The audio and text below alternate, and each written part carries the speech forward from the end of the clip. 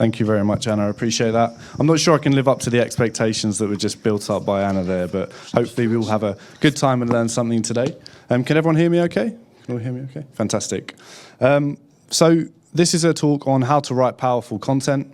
I'd like it to be interactive, but we're just going to start off with a brief hello. So my name's Laurence Grant. I'm the non-executive director of 11 Writing, and I'm also the founder of Found Capital. So Found Capital is a fundraising arm. We do investment fundraising for tech companies in the UK. 11 is a fantastic niche expert writing company, and we have Christian here today as well to help in the Q&A. So the first thing we want to do is ask a few questions and get the audience a little bit warmed up. I met some of you, dragged some of you in here just before we started. But what we're going to do is play a game of number association. So please tell me what you think when you see the numbers on the screen. We've got 3 numbers to run through. Number 5, nice and easy one. Can anyone help me with? High five, there we go. I'm going to give you one later for that. Always nice when people participate. Exactly, number 5. 5 times more traffic is achieved by companies that blog at least 15 times per month. Quite an interesting statistic. Certainly want to be gaining more traffic than your competitors, and blogging is a fantastic way to do that. 60. What comes to mind when you think of the number 60? It's quite an easy one, this. 60 minutes. 60 minutes, yeah, in an hour. Anything else? Retirement, yeah. My mum just turned 60. She probably won't be happy I told you that. But yeah, absolutely. And 60% of all the content in the internet, so to speak, from many people who were interviewed, suggests that people think 60% is clutter.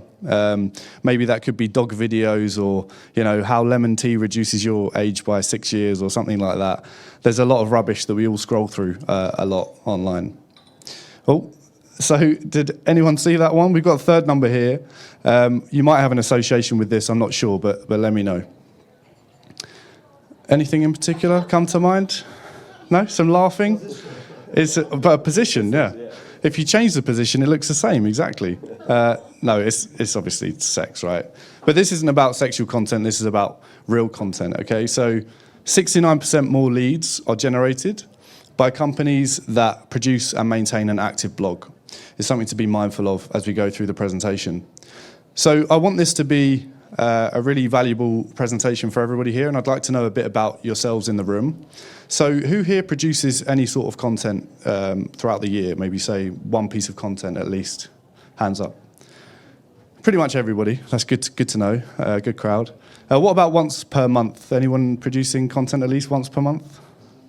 So probably about 40%. And anyone even more than that? Let's say weekly, long-form content? Okay, so 2 people. So we've got 100% of people definitely see the value in content, 40% see some good value, and 2 are doing it weekly. So if I can just ask you guys, the lady in the red dress in the middle there, where are you from? What's your name and who are you representing? Romania. Yeah. Editor, perfect. So you understand the value of content for sure. And yourself at the back there? I'm running expertise.io, and when you go to the website, you can see a lot of content. Okay, fantastic. And why are you producing content? What benefit do you get from content? Distribution. Attention. Yeah. Fantastic. So who am I? Why am I stood here today? As I mentioned, I founded Found Capital, investment fund and fundraising partner for high-growth B2B startups. Just before that, I launched the University of Sussex's first ever investment vehicle from scratch. We did a few multi-million pound fundraisers with B2B startups. And of course, I'm the non-exec director of 11. We focus on niche expert writers. So we actually hire experts who write, not writers who want to sound like experts, essentially. Why is this relevant for investors and founders? Actually, we've seen that VCs and private equity firms, family offices, angels, even founders themselves are not necessarily the fastest people to develop content. The VC space is pretty vacant at the minute. There's a few key players, but typically white papers and articles that circulate in VC are pretty popular, pretty slow to the uptake, we would say. Whenever I look through a pitch deck, is anyone fundraising in here or has fundraised before? Yeah, quite a few of you. So you might know this already, but one of the first things that we look at when we're looking at deals is the market size, the market growth, the team market fit. Has the team got expertise? Have they developed some sort of traction, users, post-revenue, MVP, that sort of thing? Now, you don't control the market at all. You can't dictate the market unless you're Amazon introducing a new product or something like that. You can't dictate the market, but you can certainly dictate how your team comes across when it comes to their expertise, what people think of when they first see your team slide, and also developing traction through a good content strategy. It's still arguably, by and large, the best way to develop traction and traffic is through content. Don't just believe us. Crunchbase suggests that content marketing is not just good for VCs, it's also good for all of their portfolio companies. Had a chat with a gentleman outside who is looking to do this with his companies because if they're all producing 69% more leads, you can kind of guess the benefit they're all going to get when it comes to paying out investors after 5 years. Forbes suggests it keeps portfolio companies happy, but also limited partners and the company themselves. We've seen so many times when we have produced a piece of content, the experts that are writing the content end up teaching the management teams, the exec teams, and as obviously the audience that it's essentially aimed at as well. So it's a great way to educate your team. With regards to the founders as well, we've noticed entrepreneur essentially pick up that has a demonstrably powerful potential return compared to the cost that's put in. Content's not super expensive if it's built appropriately compared to some other, much more intensive, cost-intensive and labor-intensive work that can be paid for.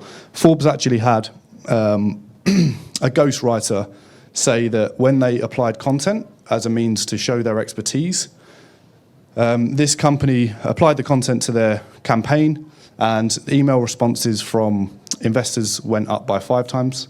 And the pitch to conversion into investment went up by 3 times. So we've got some fundraisers in this room.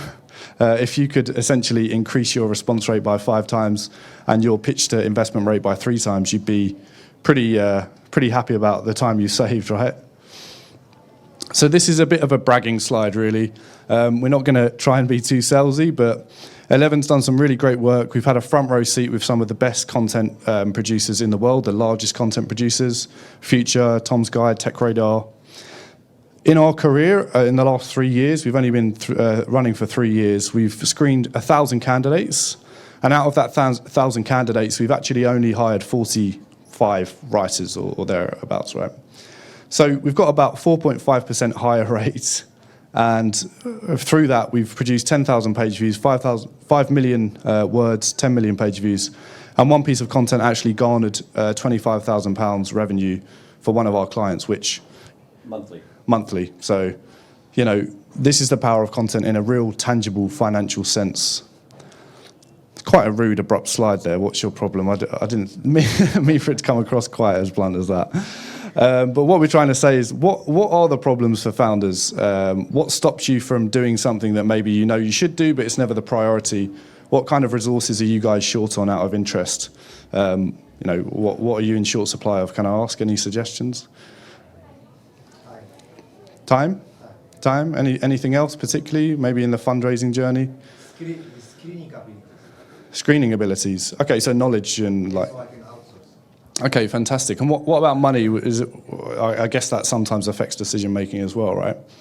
So exactly. Thank you very much, gentleman at the back there. That's exactly what we've pointed out. Founders are very, very time poor. Content planning, ideation, it takes a really, really long time, as does the technical side of things, developing SEO, backlinks, content strategies, hrefs, and all the other things that you might want to spend time on if you're developing a very, very intensive content strategy. It takes a lot of time. The writing itself, you can expect a 1,000-word article to take 3 hours when it comes to research and writing for even some of the best, most, Christian's like 4, 5 hours, 6 hours. We don't charge hourly, so it doesn't matter. Also, knowing which platforms to go to, where to publish, where to get the most exposure, that can take a bit of time if you're not familiar with the best platforms. And hiring, by and large, easily for us, 30 to 40% of all of our time is spent on hiring writers. Time, money, energy. 30, 40% of our time is spent recruiting, right? You probably saw that with the statistics with the 4% acceptance rate. And of course, if you're looking to do research intense writing, the reporting and the research and the academic research and all of the credibility fact checking, it takes a long, long time to produce. So it can make you feel a little bit stuck, a little bit lost. So the first tip for how to produce powerful content is save time and outsource. You might have expected us to teach you word by word how to build a perfect article, but in fact, the best way to build a perfect article is in fact to get an expert to do that for you. That's what we are suggesting. A good example of this, one of our clients kind of came round to this. They were working with a few different content companies. We were having about 20,000 words ordered through the platform each month. And just on the spike at the end there, they started to order about 200,000 words a month via us. It's worth noting, when we were doing 20,000 words a month with these guys, the company was worth about $350 million. It's now worth $350,000. It was 300 million. 300 million, 450 million. So they've had a, pretty much 50% increase in their rate. And it's worth mentioning, these guys are an affiliate marketing company. All of their revenue comes from content. They don't really do anything else or a market comparison site. So they've generated $450 million worth of value purely through content. Pretty compelling. Not going to run through these reviews, but certainly the last sentence of Bar Zuckerman's review there, who now works at Wix, and she did work with a client that we worked with before. Our attention to quality and efficiency made her life really, really easy. So she was happy on all of these fronts. We saved her time on pretty much everything here. Money, as we mentioned, time is money. We're not going to go over that again. And also resources in and out of your business. If you're spending time, energy, attention, trying to essentially hire the right writers for your company, you don't really have a gauge on how much you're actually spending in terms of time, resources, attention, and those sorts of things. So if you think it's expensive to hire a professional, wait until you hire an amateur, right? That's why outsourcing can be quite useful as well, because if you're not sure how much you're spending, if you have an outsourced platform which is providing you a very clear cost to your content, that's going to appeal to VCs, to entrepreneurs, investors and financiers, accountants who want to know exactly how much budget you're allocating for your content. 7 times is the amount of times it takes for a buyer to see your brand before they make a purchasing decision on average. So naturally, you want to be putting your content in front of them as much as possible on LinkedIn, on Medium, essentially being on their newsletter list ideally. You're going to take a lot longer to get those 7 views from a potential buyer if you're not producing powerful content. And certainly on the fundraising side, I think we've made it quite clear, 69% more leads, 5 times more traffic, 7 times viewership kind of coming down in terms of how much time you need to spend to get those 7 views. It's all going to contribute to traction. It's also going to contribute to how well your team are considered to be experts in their field. And it's going to make investors a lot more likely to actually invest in your company, as we saw from the Forbes review. Nick Telson runs Design My Night, or he did. He sold the company. He's a very, very good friend of mine. Well, I say that. I comment on his LinkedIn, and he sometimes likes my comments. He's not really my friend, but I like his content. So he produced from absolute scratch 1.5 million monthly users, 6 million monthly page views, and 350k newsletter subscribers, purely from content. The way he was doing that was looking at activities and locations in London and trying to build content around that.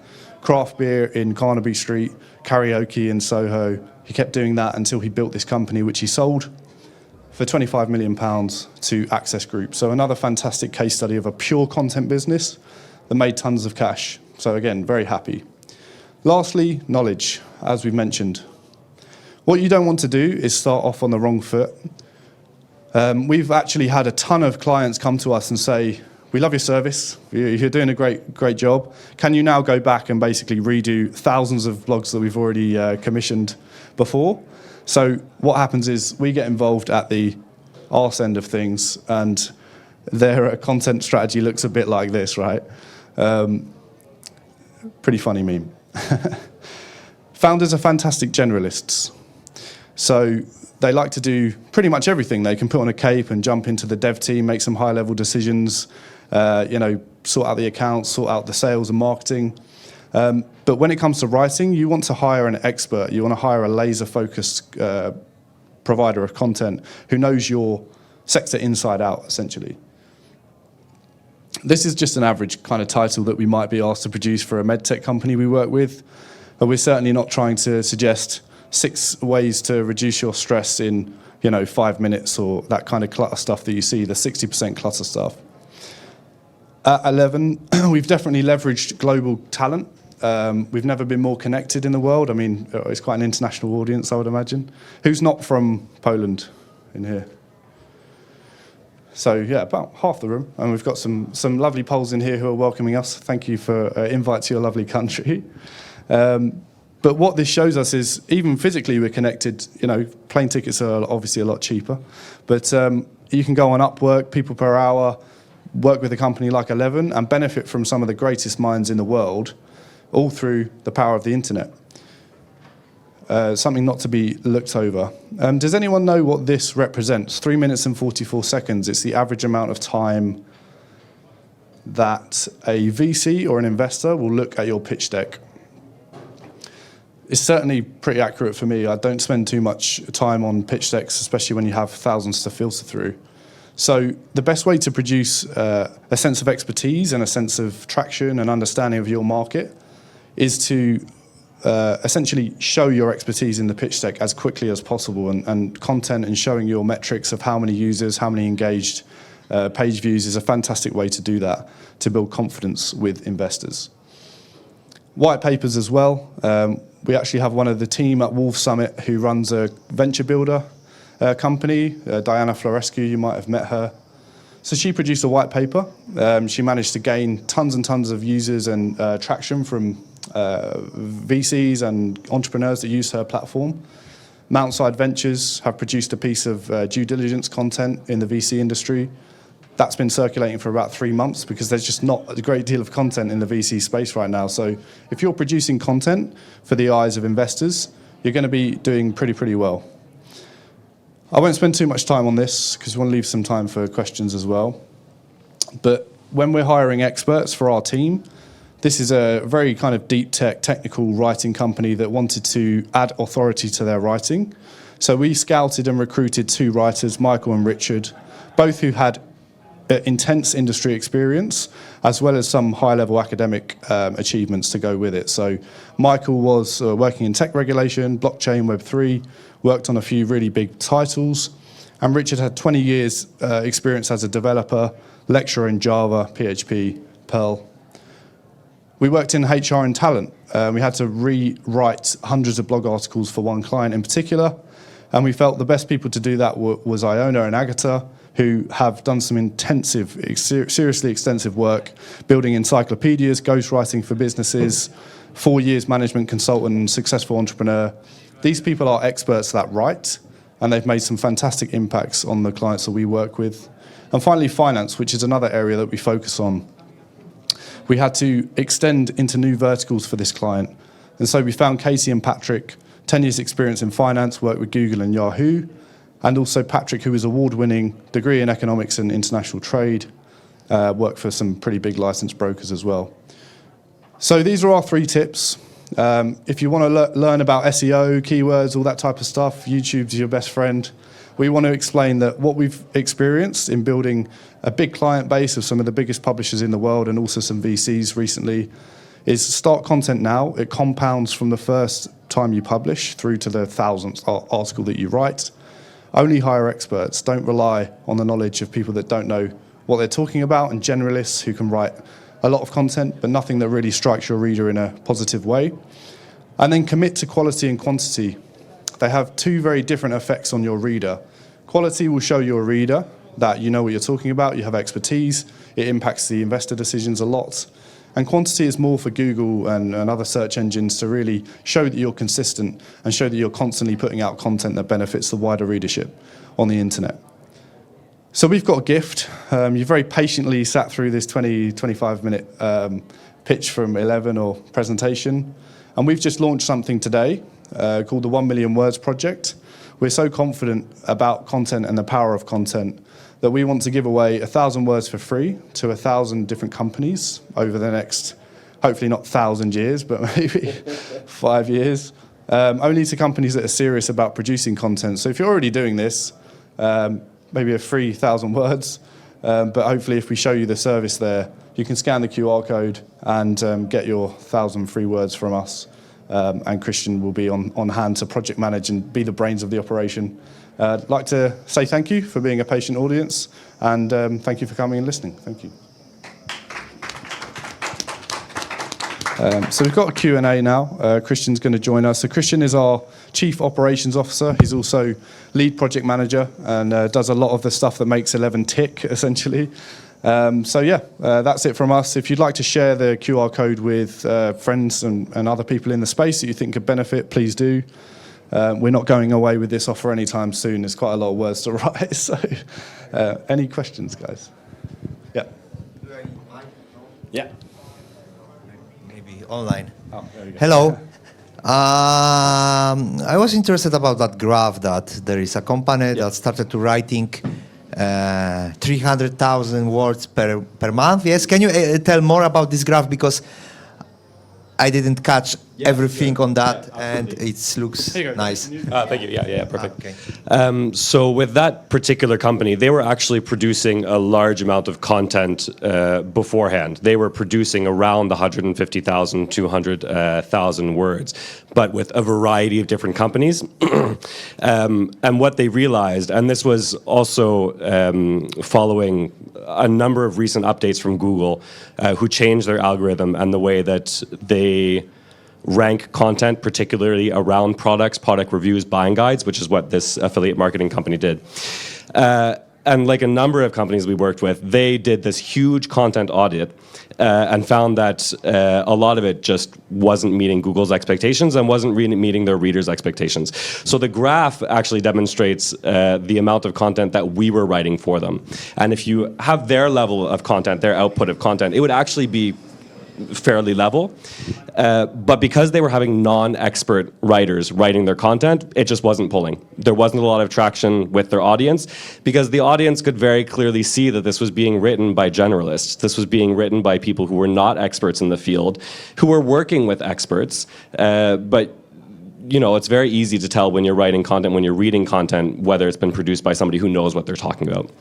So their decision was to start working exclusively with us.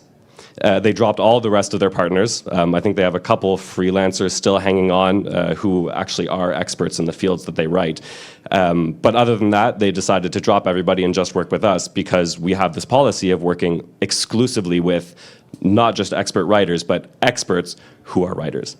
And so the graph is basically showing that they made that decision to switch only to experts writing content, and now 200,000 words per month is being written exclusively by experts through our company. What is the budget do you need to work with you if I want 200,000 of words, let's say in Web3, because you mentioned Web3 and I have a crypto company, so what kind of budget do I need to prepare to work with you? Sure. So we're priced at around 35 to 50 pence per word right now, which admittedly is significantly higher than a lot of other writing companies, which are typically priced at 5-10 pence per word. But it's something that all of our clients have been willing to pay for, just because of that level of expertise, and because with the sort of content explosion, you know, like there's so much content out there, and it's just increased exponentially in the last couple of years. There's so much noise that if you want to stand out, you know, you really do need to have high quality writing, but also expert writing. So it is definitely a more expensive premium service, but sorry. Yeah. So in terms of how much, between 25 to 50 pence per word in the range. You order more, you benefit from economies of scale, right? Yeah. So around £50,000 would be 200,000 words if you're really, really, looking for niche content. But it's worth noting, especially companies in the VC space, in the fundraising space, when they're raising, 500K to 1.5 mil rounds and they've got 30% allocation to marketing, it's really like a drop in the ocean, and everything's an asset here. It's not a paper advertising that essentially disappears once you've paid for it. You can keep onto those assets for the long term. So, Okay, and how do you pick the topic that it's effective, let's say, from the traffic standpoint? Because, I can publish an article and it will get 1,000 visits per day for 3 months, and I can publish other article on expertise and I get no traffic. So how do you do the research? Because basically there is the power law, what I see, at least for me. So how do you know, how do you pick? Because amount is not always giving the same quality, from my perspective. So I will say that as a company, ideation, content planning, and content strategy is something that we're just starting to enter. Our focus primarily has been on producing expert content, following the content plans of in-house marketing teams that need support and are unable, for example, to spend the time and money hiring experts, etc. But I've worked in content for a couple of years. I started with a large market comparison company called Finder in Australia, and I was in charge of basically building out our content branch in France. And it's a really tricky question. And I think that there is no quick and easy answer other than be as data-driven as possible, do frequent audits. So once you publish a piece of content, you can't just publish a piece of content and leave it. If you see that a piece of content isn't gaining traction, revisit it. Don't just abandon it. There's a lot of quality there, if it's been written well from the start. So go back, see what's not working. There's great tools out there, like Hotjar, for example, that allows you to see how people are interacting with that piece of content. Go back, do an audit, and update anything that's, not working. So is there a magic rule for determining which piece of content is going to land and which is not? Not really, no. High quality content written by experts will always track better, for sure. Absolutely no question about that. So always make sure that your content is being written by experts, professionally edited, because editors have a much different job from writers, for sure. But rather than trying to establish some kind of rule that will tell you this piece of content is going to work, this piece of content is not going to work, put the content out there, do regular audits, revisit what isn't working, and update it so that it does. And that way you don't lose the value of the things that you've already put out there. I will just add one point, and it's the same in everything, right? From sales to investment to content. You're not always going to get the same result from everything, right? It's the same reason VCs invest in 30 different companies and pray one of them becomes a unicorn. Pareto principle, 80-20. You might produce 80% of content that gets you 100, 200 views, however, depending on your average traffic.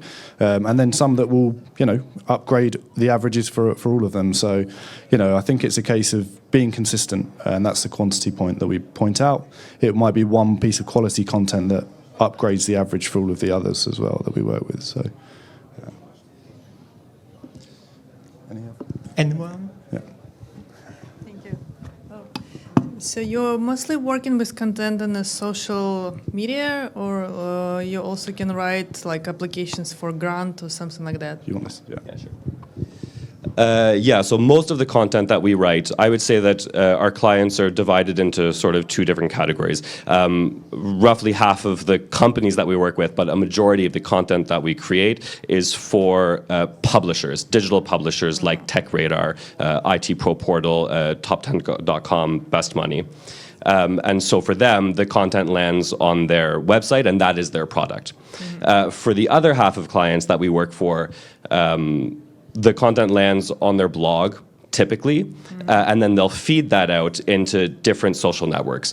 So you have a piece of content that lands on your blog, and again, don't just leave it there. You want to revisit it, you want to reuse it. So one of the things that you can do with really, really high quality content that has a dense level of information packed into it is that you can use that one piece of content and deliver it out into 10, 15 different LinkedIn, Twitter, social media posts. You know, sort of like sound bites. Basically, you take a little quote from the piece of content that really is going to track with different parts of your audience, and deliver it out into LinkedIn, Twitter, Medium, Sifted, etc. Yeah, okay. And you always mention that high quality content. How do you understand that it's high quality? Yeah, for sure. Okay. Also a really, really good question. So for us, we sort of have two main pillars, I would say, to the content side, which is, first of all, and I know I'm kind of like beating a dead horse here, but expert writers. We actually, in the beginning of the company, used to work with a fair number of generalists. We had writers who were writers, and they wrote on everything. Pharmaceutical companies, hydroelectric dams, makeup, whatever. And what we found was that our clients could tell the difference from their own metrics, from page views that they were seeing, between the content that we have that was being written by generalists and the content that we had that was being written by people who actually had experience and industry expertise in the field. So we pivoted and we made the decision, and it was kind of a tough decision because we actually let go of a large number of writers, and it was a bit of a tough time because our team rapidly shrank from 40 to maybe 10 or 15 writers. But for us, the hallmark of what makes quality content was having an expert write it. So just on that point, because we do have some pretty rigorous editing. Yeah, and that was that was the second thing that I was going to say. That was there was two tiers. So the second thing is we work with professional editors, really high level professional editors who have like 10, 15 years industry experience, and every single word that gets put through 11 Writing goes through a professional editor. We have a multiple round of editing and revisions that's built into the system, built into the cost. And having worked with a lot of editors myself, I would say that's the second thing that lends a huge amount of quality. Having somebody go through who's not necessarily an expert in the field, but who's an expert in creating a coherent, reasoned argument that takes the reader from step A, step B, step C, step D, and gets them from, I forgot my alphabet there. But most of the writers are actually much better than I am. But yeah, I would say having that editorial process that makes sure that there's a reasoned argument that follows a logical path and can guide the reader through what they're reading. Because a lot of the clutter content that Laurence mentioned before is like, throw facts on the wall and hope that some of it sticks. And the reader, as a consequence, is kind of all over the place. And we know from studies and research that readers scan. They don't read. You produce content, and the reader's not going to sit there and read every single word of your content. We know that they scan. So it has to be scannable in a clear pathway that takes them from A to Z. Yeah. Writer and psychologist. You are. Yeah. I started in psychology and then did a master's in archaeology, actually. So, yeah, we were discussing this yesterday. We've got a very multifaceted team. Yeah. It was a winding road, that content. Just on the quality piece, I think it's also worth noting, credible sources are always really important. You want to make sure you're fact-checking. There is a certain structure to how good pieces are written. You want most of the information to be at the top where that scanning is mostly done and capture that kind of initial 5 seconds if people are not going to be on the page for very long, and then expand those points in more depth for those that are going to stick around. But fact-checking is really key. Credible source is really key. Planning the content, making it part of a bigger picture. So you don't want to just have one isolated piece over here, one isolated piece over here. Yeah. It's more of a general experience on the website or the blog for the reader to stick around and get information from all over your repertoire, essentially. Yeah. One of the best things I think that you can do for quality is building up a large library of content that's all interlinked, so that when readers fall upon something that they maybe don't understand or don't know, there's a ready source that they can just go to and easily access that's also been well written and provides all the information that they need. A quality article is a lot more than just the written word. You know, it has to exist within an ecosystem that makes sense.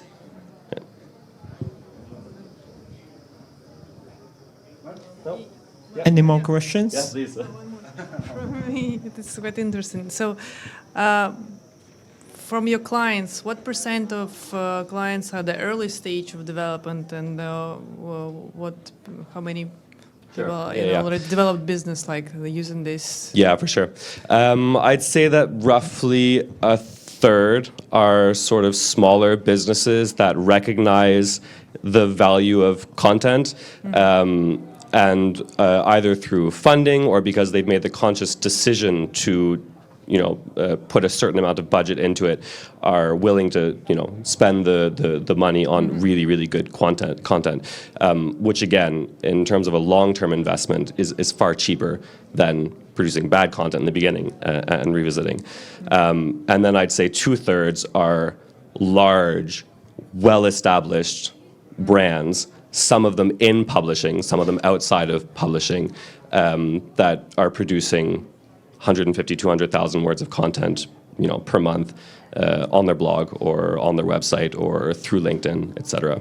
So 2/3 quite big, and then maybe a third quite small. But the small ones are something that we're really interested in. We're really interested in working with, for example, accelerators and VCs that have smaller companies that maybe need a little more guidance in what they're doing, and as we've said, have founders that are time poor, resource poor, have something to say, but don't have the time or maybe the knowledge to get it out there and say it. And we think that that's a really, really exciting space to operate, and something that we're really interested in. And do you think that content can help during the fundraising stage? Yeah, for sure. You would probably be better suited to answer this. Yeah, sure. So especially, white papers, if you're going to deliver something, you can, of course, when you're fundraising, it takes about 3 months to 6 months to close a round, depending on how big it is, how good your network is.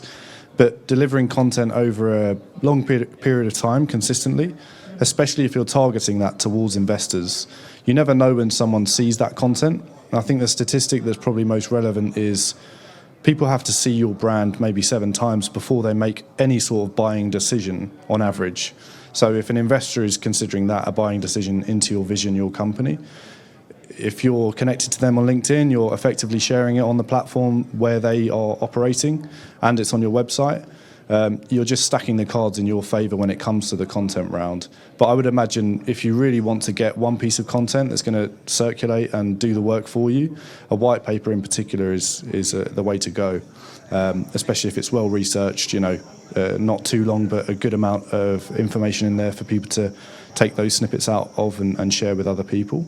It'd be interesting to know what you do and a bit more and share with the team. I know we spoke earlier, Marina. But Yeah, we're developing the medical device for early disease detection, which is using AI technology to find the pattern of disease in the urine sample. Yeah, urology, urology. Detecting illnesses. I think that's a perfect niche. Certainly for 11, it's kind of the type of content that we would love to be interacting with, mainly because there's so much to extract there.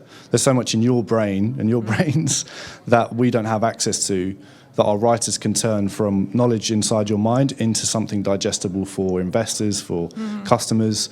And as soon as someone reads that, we had that example on the screen of a typical kind of pharma, revenue, financed, digital therapeutics title. You could have 10, 15 of those or one big white paper. And the key thing is that if you're putting it down on paper and sharing that with potential customers, followers, newsletter subscribers, investors, that's going to help them convert a lot more than just a pitch deck or maybe speaking on a 5-minute pitch or a 20-minute pitch. It just gives them a resource they can dip in and out of and be quite impressed by at their own pace, essentially. So. Yeah, absolutely. I would add to that just by saying that, as Laurence mentioned, Investors as well are time poor, and they receive lots of pitch decks, and they have to choose from a huge number of companies. So make it easy for them to see that you are an authority in the field. You know, that you are an authority, you have expertise, you know what you're talking about. And not only that, but you can demonstrate it to your customers. You can show your customers that you are somebody worth trusting. Because I think that that's something that a lot of VCs and investors look for. They want a company that is trustworthy, not just in their eyes, but in the eyes of the people that you're going to be selling to. You know, you need to establish yourself as an authority in your field. And the only way to do that really is through content, different kinds of content. Sure, podcasts absolutely are a fantastic medium, but written content is a huge part of that. Thank you. Yeah, no worries. I would just add as well. There's a funny point. Do we have the equivalent of Dragon's Den in or the Shark Tank in the country, where you have a TV show where a fundraiser pitches to a panel of investors? Do you have an equivalent show, or are you familiar with the context? So I love watching those shows, not because the investors or the deals are particularly good, but when there is a really good deal, and this happens not just on TV but in real life, when you see a deck and the team blow you away with their knowledge, and you can't really even compete in the conversation with them, it makes it much more of a compelling investment opportunity, because they trust you guys know exactly what you're doing. They can help on the operational side, the sales side, the financing side, add some experts in, make introductions, leverage their network. But as a core team, if you have the passion and the knowledge in what you're talking about, and you can prove that in a concise, efficient way, that the tables turn completely. You're not pitching to them, they're pitching to you. I see it. Probably one out of every 100 deals that we see will be a team like that, and they just go through the stratosphere when it comes to pitching investors. Everyone's talking about them, everyone wants to invest, so that's another powerful piece of content on the fundraising side. So, any other questions, guys? Or maybe some of you have unused lunch tokens you're ready to run downstairs and use. But thank you so much again to Wolves Summit and the Alpha Wolves team for inviting us here, and for everyone for being so patient and asking some really, really good questions. So hopefully we'll write some free 1,000-word articles for you and share a few drinks later. Thank you. Thank you so much. And after all, well, your glare wasn't angry, but it was very, very, very informative. And you can see that the guys have their way with words. I'm very thankful that you are here tonight with us, and I'm sure you're going to talk to them later on. But this is my glare to get you out of the stage, because I'm going to close the stage. Okay, so thank you once again. Thank you so much. And, well, this is the final presentation for the Garage stage. And thank you, every single one of you who has been here with me. Honestly, I feel like we are family now, because only 3 people are always here.